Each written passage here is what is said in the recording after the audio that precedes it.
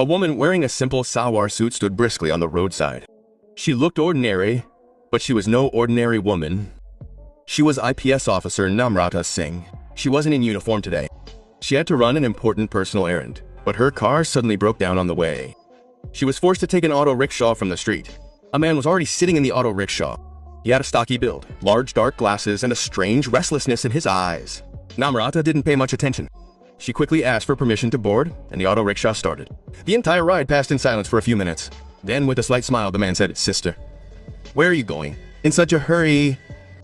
Namrata replied calmly, "I'm on my way to work." He asked again, "Are you going alone?" His gaze still fixed on Namrata. A few moments later, he said softly, "You're so beautiful. You should be in the movie." Namrata's face hardened. She said sternly, "Look, don't bother me. I just want to reach my destination." But he didn't stop. Laughing, he said, "If you say so, I'll let you go. By the way, what are your plans for tonight?" That's all Namrata needed to hear. She looked at him sharply and slapped him hard across the cheek. The auto suddenly stopped. "Behave yourself!" Namrata roared. The auto driver panicked, but the man suddenly burst out laughing. He pulled his police ID card from his pocket and, laughing, said, "Don't you know who I am? I'm Inspector Arvind Aditya of this area." Then, glaring, he said, "You raised your hand on someone in uniform. Now I'll see how I let you go." Namrata looked him straight in the eye and said, "A uniform doesn't mean character. It's people like you who tarnish the honor of the uniform." But Arvind was completely lost. He immediately called. Within minutes, a police jeep arrived. Two officers got out and, without asking a question, began dragging Namrata away. Namrata protested and screamed, but the crowd simply watched. Some people took out their mobile phones and started filming, but no one came forward. Arvind Namrata was dragged by her hair into the jeep. IPS Namrata Singh, who had sent countless criminals to jail, was now being dragged like a criminal herself, 8 away. Her eyes were red with anger, but they held no fear. Only one thought echoed within her heart. "Now I will see this system from the inside. I will expose every wolf who commits atrocities under the guise of a uniform." As soon as they reached the police station, Arvind laughed and said, "Now I will show you your place." Within Namrata, the pain burned. Not just hers, but that of every woman crushed by this system. The atmosphere in the police station was heavy. The pictures of politicians and officers on the walls were covered in dust, as if the system itself had cast a veil over its eyes. The filth on the floor, the cracks in the walls, the plastic bags stuck in the window grills, everything revealed the reality of the place. Namrata was brought in like a common criminal.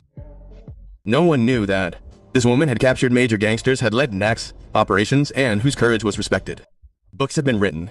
A female constable picked up the register and asked obliquely, "What's your name?" Namrata's eyes held a calm but strong light. She answered simply, "I won't tell you my name. Do whatever you want." Arvind laughed and said, "You have a lot of courage.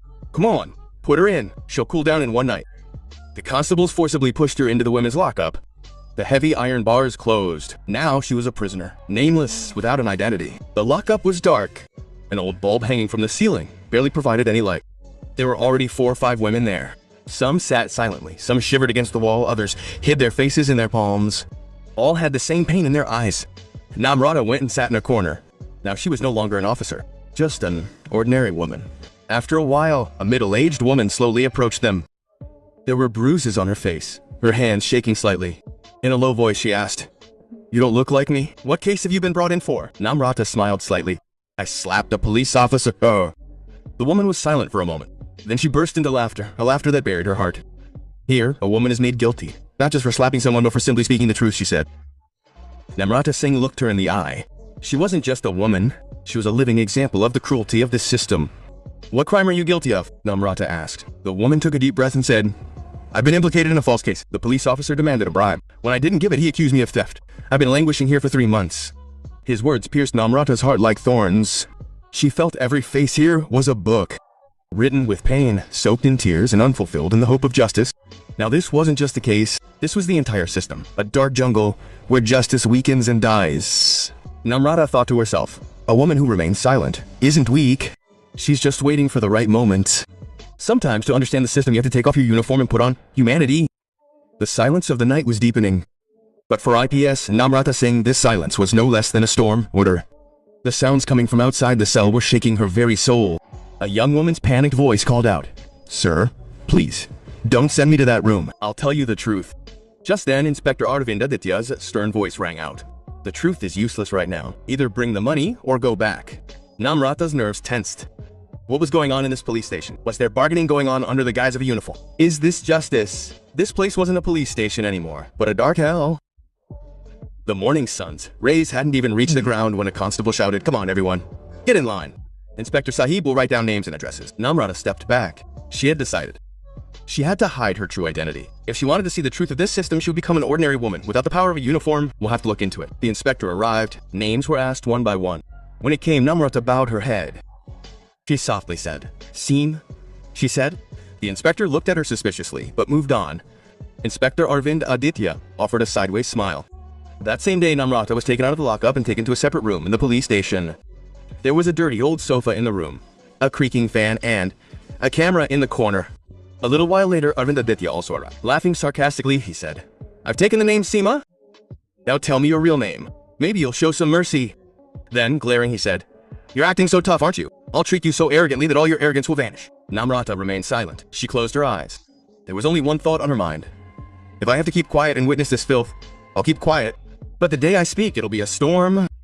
The next morning, the police station was bustling with activity. New prisoners were arriving. Some were being taken for trial. Sitting in a corner of the lockup, Seema was lost in deep thought. This was not a fight for her honor. This was the fight of every woman who is suppressed within these walls. In the morning, she was again taken to the same small room. Today, DSP Ameshtapati was present there. Honest, but strict officer. He asked her name. Namrata again bowed her head. DSP. Seema looked at her deeply. "You do not look like an ordinary woman, but your name is not there in the records. Neither FIR nor complaint." Inspector Arvind interrupted. "I have seen many such people, sir. She will reveal everything in 2 days." DSP silenced her, then asked Namrata, "Tell me, Seema, why are you here?" Namrata didn't answer directly. She simply said, "Sir, have you ever seen the truth inside the prison walls? From the outside, these bricks and stones appear to be stone, but inside they swallow a person." Silence fell over the room. The DSP understood. This woman had some profound truth that had yet to be revealed. By evening, Namrata was assigned to clean the police station's old storeroom. The room was dark and stinking. Old papers, files, and registers were scattered everywhere. A dust-covered CCTV DVR machine lay in a corner. Namrata's eyes sharpened. As she flipped through the registers, women's names appeared. False cases, no charge sheets, months of imprisonment. One file caught her eye. Reena Yadav, 19 years old. Charges, suspicious activity, time at the police station, 17 days without a case registered. Namrata's heart trembled at the sight of the picture. Her frightened eyes, innocent face, clenched her fist. This system is no longer law, but crime itself. While distributing dinner plates that night, a woman softly asked, "Who are you?" "Yours." Her body language was like that of an officer. Namrata smiled. She said nothing. The woman said, "If you can do something, be our voice. There's a lot of wrong going on here, but out of fear, no one speaks up." Namrata held someone's hand for the first time. She said softly, "I will be our voice, but for now it's important to remain silent. The right time will come, and our silence will shake the system." The night grew darker. Lying on the cement floor, Namrata was piecing everything together. This wasn't her personal fight anymore. It was the beginning of a movement. As morning dawned, she found an opportunity. Some prisoners were taken to court. Namrata quietly called out to the women, all victims of this injustice. Within a few hours, 7 women were gathered in a corner. Each face bore a different pain, but the same anguish. Namrata, who was still Seema to everyone, listened carefully to everyone's story. Then, in a calm but firm voice, she said, "We will all go on a hunger strike together. No food, no water, until the DSP or the district magistrate personally comes and listens to us." One said, "What if we are picked up at night?" Another said, "What if we are killed?" Namrata's voice grew stronger. "So our bodies will bear witness that we fought against a rotten system." It was the first day of the hunger strike. A strange tension hung in the air of the police station. The 7 women locked in the women's lockup sat quietly on the floor. No one picked up food or touched a glass of water. The officers initially thought it would be a 2-4-hour drama. They would all break down by evening. But when the afternoon passed, and not a single woman had eaten, unease began to grow. Inspector Arvind Aditya was informed.